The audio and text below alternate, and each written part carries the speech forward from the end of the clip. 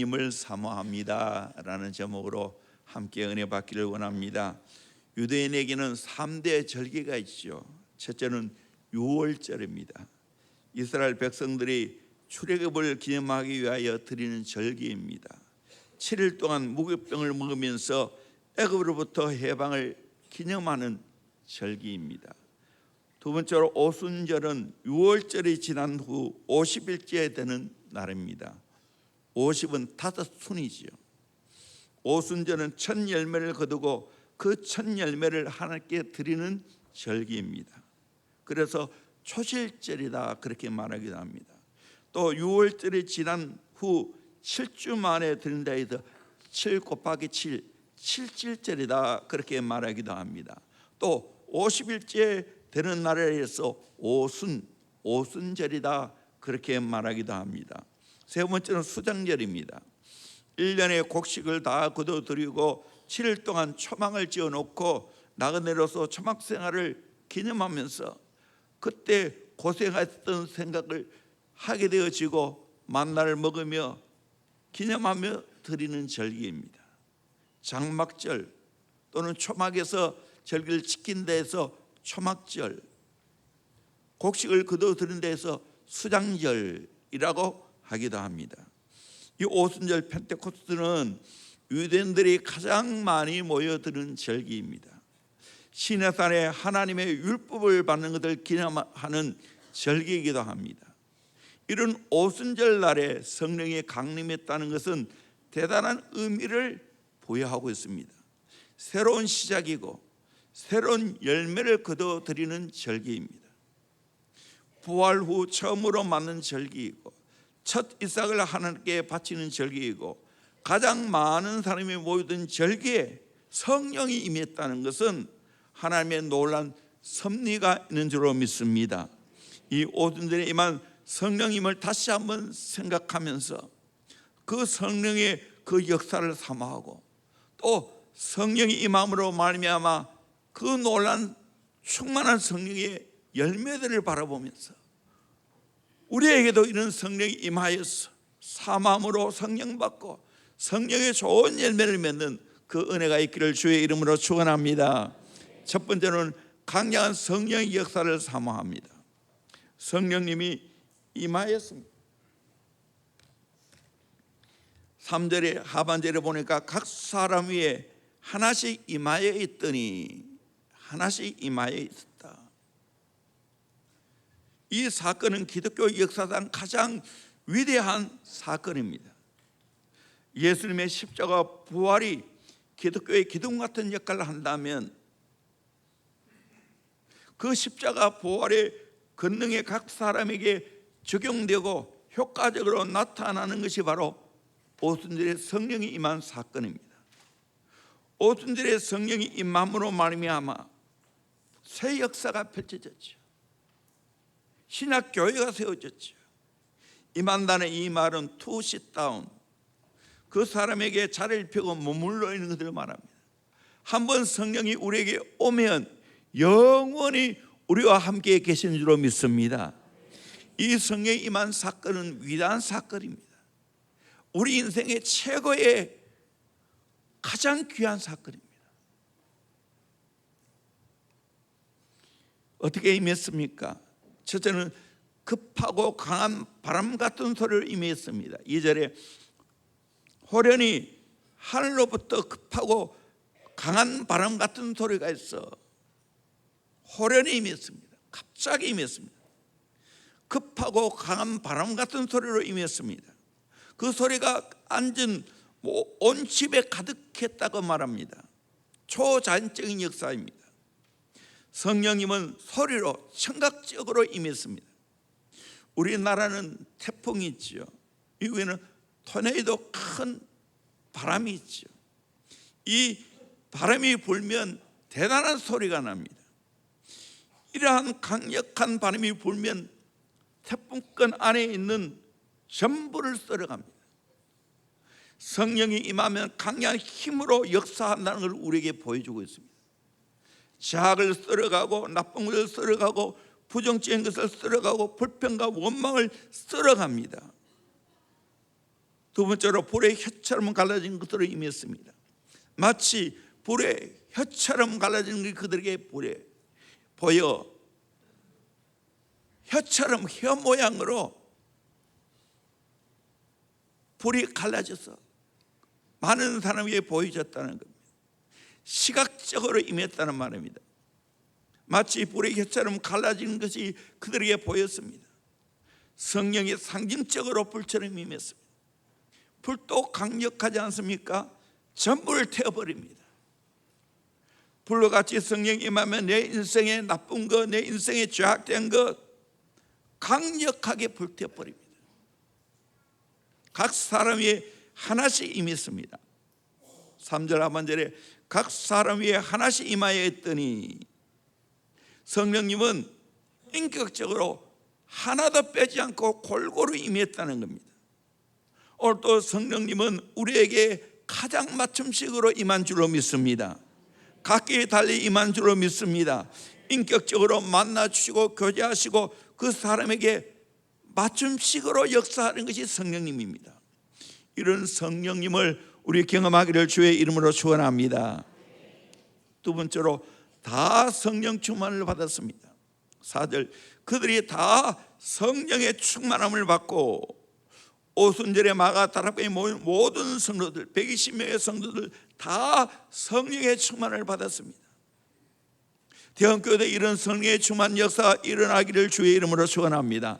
한 분도 빼지 않고 다 성령 충만 받기를 주의 이름으로 축원합니다. 아멘. 이 성령이 충만 흘러 넘치는 걸 말합니다. 계속해서 흘러 넘치는 것이 생수에 강이 됩니다. 그러면 수많은 사람을 살립니다. 에스겔서에 말한 대로 하나님의 성전 문지방에서 흐르는 물이 점점 많아지게 됩니다. 모든 것들을 살립니다. 강을 살립니다. 어부를 살립니다. 고기를 살리고 강 좌우의 나무를 살립니다. 좋은 열매를 맺게 합니다. 그와 같이 오늘 우리에게 성령 충만한 역사가 임하면 하나님의 크고 놀라운 일들이 일어나게 될 줄로 믿습니다. 그 경험하기를 주의 이름으로 축원합니다. 저도 내 개인적으로 마찬가지예요. 우리 교회도 그렇고 우리 민족적으로 봐도 그렇습니다. 복음이 증거됨으로 말미암아 141년 전에 이 암흑의 땅에 복음이 전해지니까 성령이 이 나라에 임했습니다. 새로운 세계가 열렸습니다. 모두 성령 충만 받기를 주의 이름으로 축원합니다. 세 번째로 성령님께 순종하였습니다. 4절 보니까 성령이 말하게 하심을 따라 다른 언어들로 말하기를 시작하니라. 성령이 말할 때 순종했습니다. 그래서 다른 언어로 말했습니다. 오순절에 성령이 임할 때 예수님이 승천하시면서 명령한 대로 예루살렘을 떠나지 아니하고 기도하면서 기다렸습니다. 순종하는 그들에게 성령이 임했습니다. 초대교회 성도들은 계속해서 성령님께 순종했습니다. 베드로의 삶이 그러합니다. 철저하게 성령께 순종을 보게 됩니다. 성령 충만을 경험하지 못했을 때 베드로는 어땠습니까? 연약한 계집 앞에서도 예수님을 3번이나 부인했습니다. 그런 베드로가 어떻게 변화됐습니까? 사도행전 4장 18절에 보면 그들을 불러 경고하여 도무지 예수 이름으로 말하지도 말고 가르치지도 말라 하니 베드로와 요한이 대답해 이르되 하나님 앞에서 너의 말을 듣는 것이 하나님 말씀을 듣는 것보다 옳은가 판단하라. 우리는 보고 들은 것을 말하지 않을 수 없다. 성령님께 온전히 내가 순종하기를 원한다. 사람을 두려워하지 않았습니다. 5장에도 복음사역을 반대하는 사람들이 이렇게 말합니다.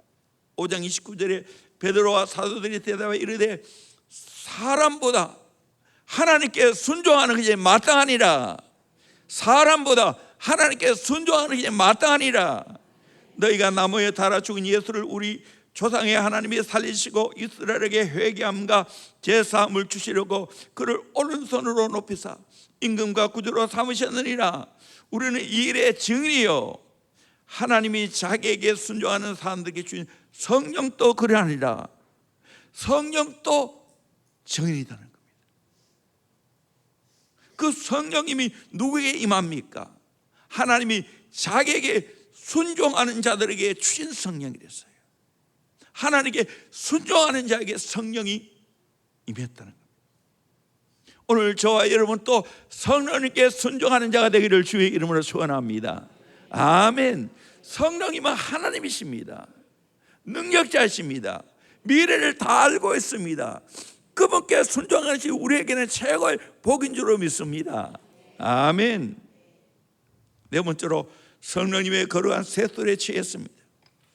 13절에 또 어떤 이들이 조롱하여 이르되 그들이 새소리에 취하였다 하니라.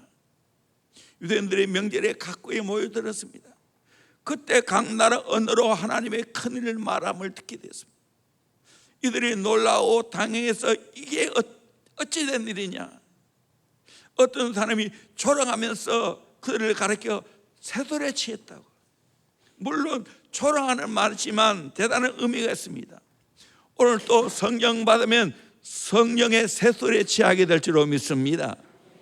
에베소 5장 18절에 술 취하지 말라 이는 방탕한 것이니 오직 성령으로 충만함을 받으라. 술을 취하면 어떻게 됩니까? 내가 술을 먹지만 나중에 술이 그 사람을 이끌어갑니다. 술이 그 사람에게 영향을 끼치게 됩니다. 그 사람을 끌고 갑니다. 중독되면 빠져나지 못합니다. 그와 같이 성령에 취하면 성령이 그 사람을 이끌어갑니다. 지배합니다. 다스립니다. 그런데 술은 사람을 망하게 하지만 성령의 새소리에 취하면 그 사람이 하나님 앞에 쓸모없는 사람이 되는 줄로 믿습니다. 하나님 앞에 귀하게 쓰임받는 사람이 될 줄로 믿습니다. 그래서 유명한 로이드 존스 목사님, 의사이면서도 목사이지요. 술은 억제제이지만 성령은 활성제이다.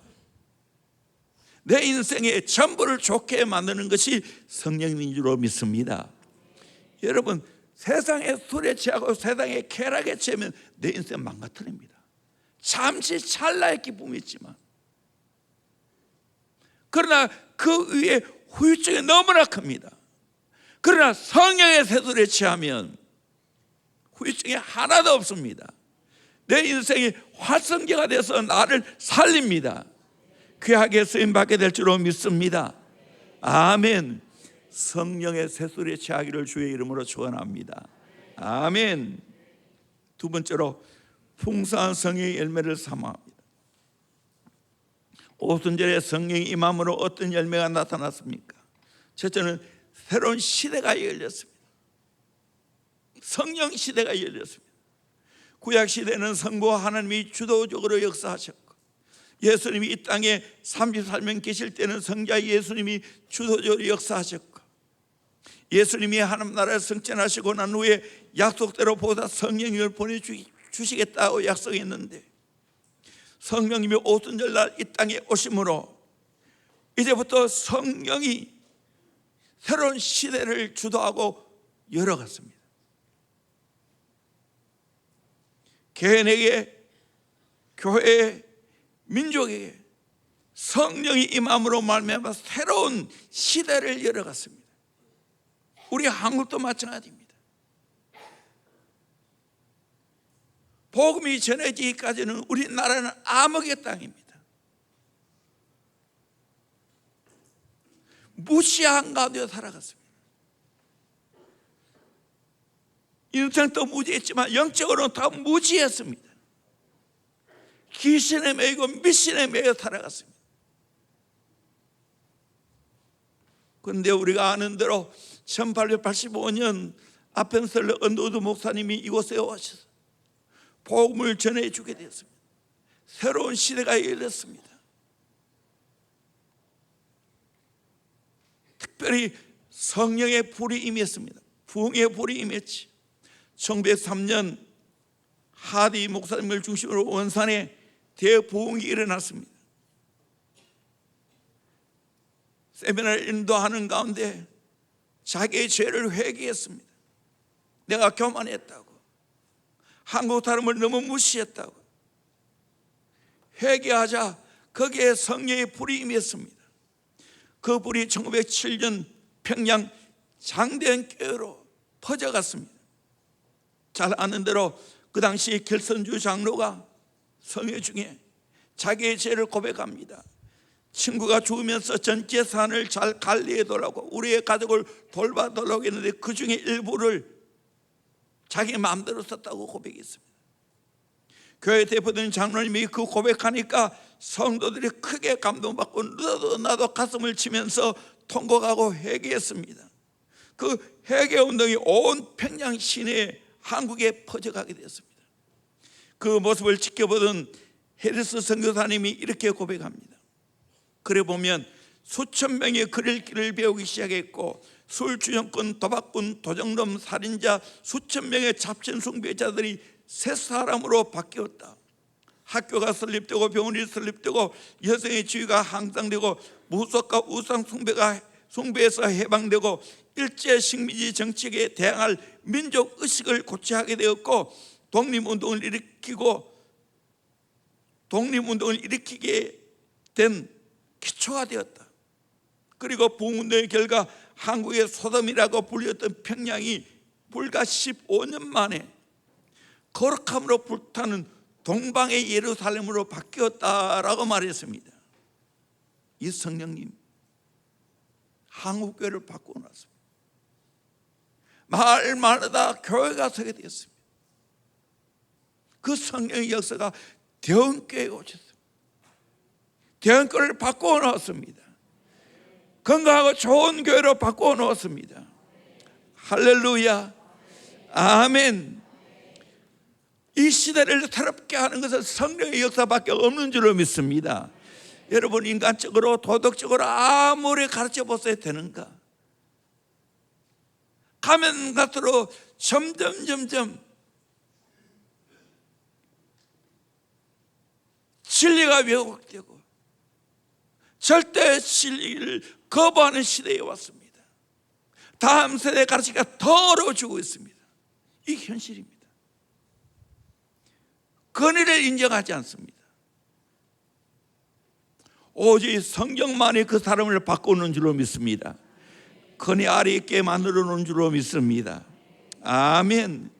우리 대형교회 더 성령의 역사가 이루어져야 될 줄로 믿습니다. 새로운 역사를 이끌어가야 될 줄로 믿습니다. 어느 누구도 할 수 없습니다. 성령님만이 하실 수 있습니다. 믿기를 주의 이름으로 축원합니다. 두 번째로, 교회와 구원받은 사람이 점점 많아졌습니다.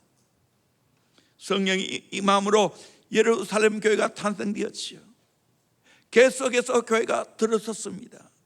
그리고 사도행전 1장 8절 말씀대로 예루살렘에서 유다로 사마리아로 땅 끝까지 이르러 예수의 증인되었습니다. 성령이 임하니까 예루살렘 교회가 세워졌습니다. 사도행전 2장. 사마리아 교회가 세워졌습니다. 사도행전 8장. 안디옥 교회가 세워졌습니다. 사도행전 13장. 에베소 교회가 세워졌습니다. 사도행전 19장. 복음이 점점 지역적으로 확장되어져 갔습니다. 1장에서 7장까지는 예루살렘과 유다입니다. 8장에서 12장까지는 사마리아입니다. 13장에서 28장까지는 땅끝까지입니다. 이제 29장에 쓰여져서 계속해서 이 복음이 지역적으로 확산되어 갔습니다. 이스라엘뿐만 아니라 세계로 확장되어서 우리나라까지 확장되었습니다. 비록 우리나라가 늦게 복음을 받았지만 이렇게 우리나라에서 복음의 꽃이 피고 많은 예수 믿는 사람이 생기고 선교하는 귀한 나라가 되었다는 것이 얼마나 큰 축복입니까? 실제로 사도행전에도 보면 점점 교회의 수가 많아졌습니다. 사도행전 2장 41절에 신도의 수가 3천이나 다하더라. 사도행전 4장 4절에 믿는 자가 많으니 남자의 수가 5천이나 되었더라. 그러면 여자하고 아들 보면 2만이 되겠지, 적어도. 사도행전 2장 47절에 주께서 구원받은 사람을 날마다 다하게 하시니라. 사도행전 4장 31절에 우리가 다 성령이 충만하여 담대히 하나님의 말씀을 전하니라. 사도행전 5장 14절에 주께로 나오는 자가 더 많으니 남녀의 큰 무리더라. 사도행전 9장 31절에 그의 온 유대와 갈릴리와 사마리아 교회가 평안하여 든든히 서가고 주를 경외함과 성령의 위로로 진행하여 수가 더 많아지니라. 할렐루야. 초대교회가 이랬다면 우리도 이런 복을 받아야 될 줄로 믿습니다. 교회가 더 많아져야 될 줄로 믿습니다. 더 대원 교회가 건강한 교회가 되어야 됩니다. 땅끝까지 선교하는 귀한 사역을 감당해야 될 줄로 믿습니다. 우리 아이들 어릴 때부터 성령을 경험하게 했어. 예수의 제자를 만들었어. 이들이 땅까지 복음을 들고 선교할 수 있도록 해야 될 줄로 믿습니다. 이 비전을 보기를 주의 이름으로 소원합니다. 아멘. 하나님이 그렇게 쓰실 줄로 믿습니다. 아멘. 여러분의 인생을 어디에 걸겠습니까? 돈 많이 버는데 우리 자녀를 좋은 대학 보내고 좋은 직장 구하는 데 있습니까? 물론 그것도 해야 되겠지만 더 중요한 것은 복음 증거하는 데 쓰임받아야 될 줄로 믿습니다. 교회를 든든히 세운 데 쓰임받아야 될 줄로 믿습니다. 이 우리의 사명입니다. 바로 깨달았어요. 세상 사람들의 비전을 가지면 안 됩니다. 세 번째로 새로운 하나님 나라 비전과 꿈이 성취됩니다. 오순절에 성령이 임하고 성령을 받게 되었을 때 사람들이 병원화되는 역사가 일어났습니다. 병든 자가 고침받고 마귀가 쫓겨나고 내 안에 거룩한 성령이 들어오니까 내 마음이 변화되고 세상이 이루어지고 새로운 역사가 일어났습니다. 대표적으로 요엘서에 있는 이 말씀이 그대로 이루어지죠. 우리 사도행전 2장 16절에서 21절까지 말씀을 같이 보도록 합니다. 시작. 이는 곧 선지자 요엘을 통하여 말씀하신 것이니 일러스되 하나님이 말씀하시기를 말세에 내가 내 영을 모든 육체에 부어주리니 너희의 자녀들은 예언할 것이요 너희의 젊은이들은 환상을 보고 너희의 늙은이들은 꿈을 꾸리라. 그때 내가 내 영을 내 남종과 여종들에게 부어주리니 그들이 예언할 것이요 또 내가 위로 하늘에서는 기사를 아래로 땅에서는 징조를 베풀리니 곧 피와 불과 연기로다. 주의 크고 영화로운 날이 이르기 전에 해가 변하여 어두워지고 달이 변하여 피가 되리라. 누구든지 주의 이름을 부르는 자는 구원을 받으리라 하였느니라. 아멘. 요엘서에 나온 말씀처럼 성령이 강력하게 부어져서 육체에 임하면, 남종과 여종의 성령이 부어지면 자녀들이 예언하고 젊은이가 환상 보고 늙은이가 꿈을 꾸고 기사와 징조가 나타나고 구원받는 사람이 더 많아지는 역사가 있게 된다는 겁니다. 새 역사를 말합니다. 오늘 또 성령이 임하면 교회에 이런 역사가 일어나게 될 줄로 믿습니다. 아멘. 이 땅의 꿈을 꾸는 것이 아니라 하늘의 꿈을 꾸게 되어집니다. 아멘. 구원받는 역사가 더 많이 일어나게 될 줄로 믿습니다. 실제로 2장과 4장 후반부에 보십시오. 새로운 초대교회 공동체가 생겨났습니다. 3장에 보면 구걸을 하던 안진뱅이가 예수의 이름으로 걷게 됩니다. 5장에 보면 12절에 사도들의 손을 통하여 민간의 표적과 기사가 많이 일어나며 믿는 사람이 다 마음을 같이하여 솔문 행각에 모이고 그 나머지는 감히 그들과 상종하는 사람이 없으니 백성이 충성하더라. 믿고 주께로 나오는 자가 더 많으니 남녀의 큰 무리더라. 심지어 병든 사람을 메고 거리에 나가 침대와 요 위에 누이고 베드로가 지나갈 때 혹 그의 그림자라도 누구에게 덮일까 바라고 예루살렘 부근에 수많은 사람들도 모여 병든 사람과 더러운 귀신에게 결혼받는 사람을 데리고 와서 다 나음을 얻으니라. 이런 놀라운 기적이 일어났습니다. 사도행전 6장에 보면 초대 7 집사가 선택됩니다. 그들은 구제하는 일에 힘쓰게 됩니다. 그리고 주의 종은 기도하는 일과 말씀 사역에 힘쓰게 되었습니다. 그랬더니 어떻게 되었습니까? 7절에 보면 하나님 말씀이 점점 왕사에 예루살렘에 있는 제자의 수가 더 심히 많아지고 허다한 제사장의 무리도 이 도에 복종하니라. 사도행전 7장에 보면 스데반의 설교가 나옵니다. 창세기부터 완전히 깼습니다. 그리고 예수를 증거합니다. 이로 인하여 순교의 제문이 납니다. 순교자가 나옵니다. 사도행전 8장에 보면 사마리아의 복음이 증거됩니다. 베드로의 요한을 통해 복음이 증거되고 안수할 때 성령을 받게 됩니다. 또 빌립이 에도피아 내시에게 복음 전하고 세례를 주었더니 그가 세례 받고 기쁜 마음으로 고향에 돌아갔습니다. 여러 성을 다니면서 복음을 증거합니다. 사도행전 9장에 사울이 예수 믿는 사람을 잡아주기 위해 담에 들어가다가 예수 만나게 됩니다. 회심의 역사가 일어나죠. 또 베드로가 에니아라는 중풍병자를 낫게 합니다. 죽은 도로가 다비다를 살렸습니다. 사도행전 10장에 경건하고 하나님 경외하고 백성을 많이 구제하고 항상 기도하는 백부장 고넬료가 있죠. 그 모든 경건한 삶이 하나님 앞에 상달되었습니다. 성령의 인도함 받고 베드로를 초청하라 해서 베드로를 초청해서 말씀을 들을 때 온 가정이 성령을 받았습니다. 10장까지만 했습니다. 28장까지 할까요? 10장까지 해도 보세요. 얼마나 성령의 역사가 일어났습니다. 이런 놀라운 성령의 역사가 오늘날 또 교회에 일어납니다. 아멘. 진짜 일어납니다. 내 영혼이 변화가 일어납니다.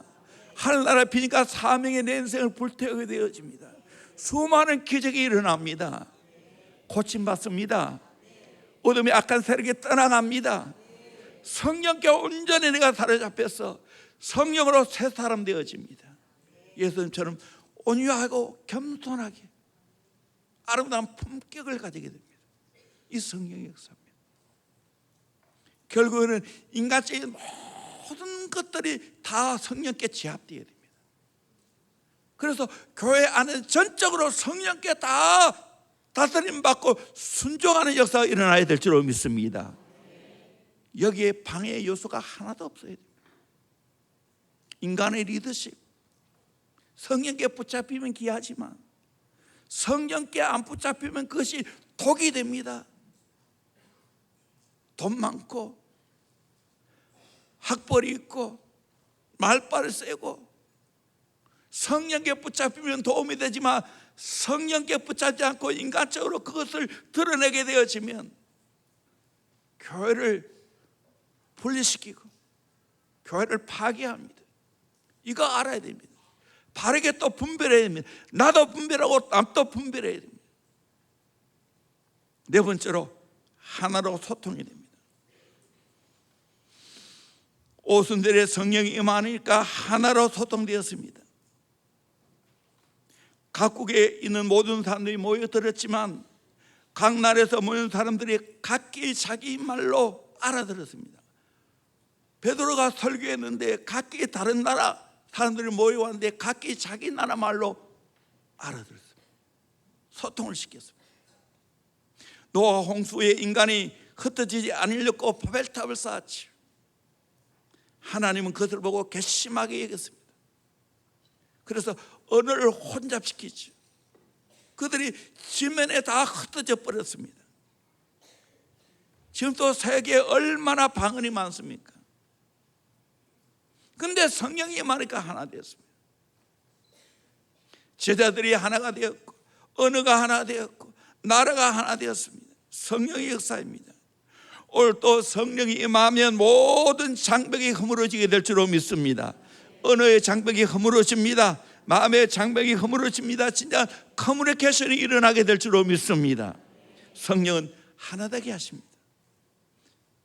유대인과 이방인, 남편과 아내, 남자와 여자, 부모와 자녀, 주인과 노예 사이 가로막고 있는 모든 장벽이 성령께서 허물어 주실 줄로 믿습니다.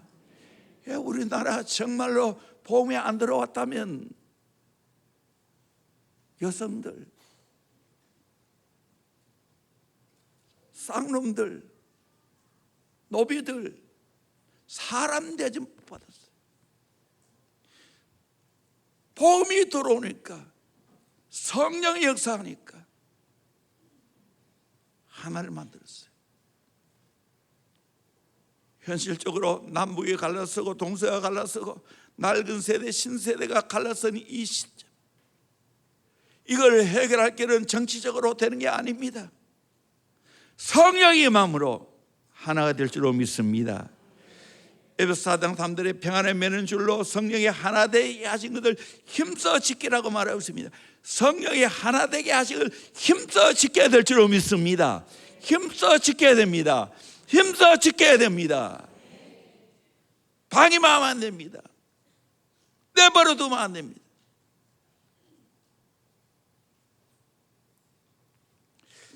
이중표 목사님 이런 간장을 제가 읽어보았습니다. 참 이분은 기장측이에요. 우리는 어느 측이에요? 장로의 합동측입니다.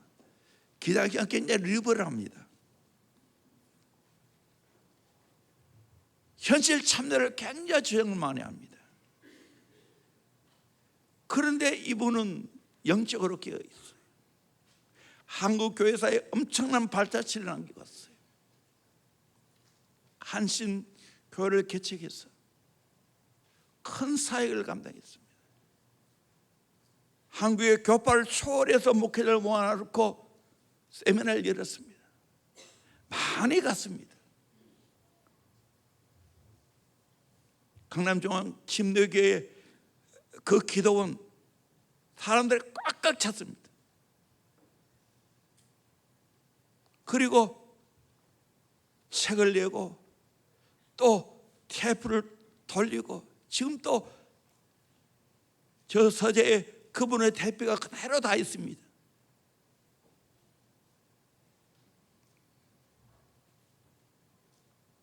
이분이 이런 말을 했습니다. 한국교회에서 위대한 발자취를 남긴 사람을 보니까 큰 강을 낀 곳에서 태어났다라는 거예요. 이분의 이야기입니다. 내 이야기 아닙니다. 착각하지 마세요. 한경기, 김창인, 김선도 각 선임 목사님은 대동강 물줄기를 마시면서 자랐더라는 거예요. 김재준, 강원종, 안병부, 문익환 기장측입니다. 이분의 사상을 나는 하나도 동의하지 않습니다. 이분의 말을 인정할 뿐입니다. 착각하지 마세요. 이분들은 두만강 물을 먹었습니다. 주기철, 손양은, 조영기, 이상은 목사님은 낙동강 물을 마셨습니다. 그런데 본인은 만경강 물을 마시고 자랐습니다. 만경강은 기껏해야 전라와 북도를 관통하는 작은 물줄기에 지나지 않습니다. 짧은 강물을 먹고 자란 나는 큰 인물이 될 수 없구나, 그런 내 상심했습니다. 그때 성령님께서 강하게 책망하더라는 거예요. 내가 내 인물됨을 생각지 않고 강탈함을 하고 있구나. 내가 한번 묻겠다. 예수님은 어떤 물을 먹고 자랐니? 요단강 물입니다. 요단강 물이 길더냐? 요단강이 넓으냐? 요단강은 작고 수심이 얕습니다. 건기에는 폴짝 뛰어도 건널 수 있습니다. 우기에는 물이 좀 많지만, 그런데 이 작은 강물을 마신 예수님은 그 마음에 생수의 강이 터졌어. 세계의 살을 바꾼 훌륭한 인물이 되었지 않느냐, 구세주가 되었지 않느냐. 성령께서 감동을 주십니다. 종아, 이 땅의 물을 마시지 말고 하늘의 생수를 마셔야 한다. 대동강 물줄기가 길다고 한들 낙동강 물줄기가 길다고 한들 얼마나 길겠느냐. 너는 끝도 없고 다음이 없는 성령의 생수를 마셔야 한다. 오늘 또 이 강서가 흘러넘치면 세계를 변화시키는 큰 인물이 될 수 있답니다. 그냥 지금 데모하는 현실주의자들입니다. 이분은 그렇지 않았습니다. 오늘 또 우리에게 필요한 게 뭡니까? 내 안에 거룩한 성령의 생수가 터져야 될 줄로 믿습니다. 이중표 목사님이 설악산 대청봉을 향하여 올라가다가 아름들이 소나무로 울창한 숲을 이루고 있는 걸 보았습니다. 그런데 한 그루의 소나무가 거대한 몸통을 떨어뜨린 채 썩어가고 있었습니다. 왜 이렇게 썩어갔을까? 친구가 벼락 맞아 쓰러져 갔다고. 그런데 쓰러진 자리만큼 햇빛이 들고 그 자리에 작은 나무들이 하늘 향하여 키우고 있더랍니다. 큰 나무는 쓰러져 썩어 거름이 되고 작은 나무를 키우고 있더라는 거예요. 이때 깨달음이 왔습니다. 성령님께서 너도 이처럼 죽어야 한다. 성령의 벼락을 맞고 죽으면 수많은 사람을 살릴 수 있답니다. 사랑하는 성령님들, 성령의 벼락을 맞기를 주의 이름으로 축원합니다. 성령의 벼락을 맞기를 주의 이름으로 축원합니다. 내가 죽어야 됩니다. 내 자아가 죽어야 됩니다. 내 육이 죽어야 됩니다. 내 인간 생각이 죽어야 됩니다. 인본주의가 죽어야 됩니다. 아멘. 이것이 문제가 될 때가 너무나 많습니다. 내가 지금까지 목회하면서 보니까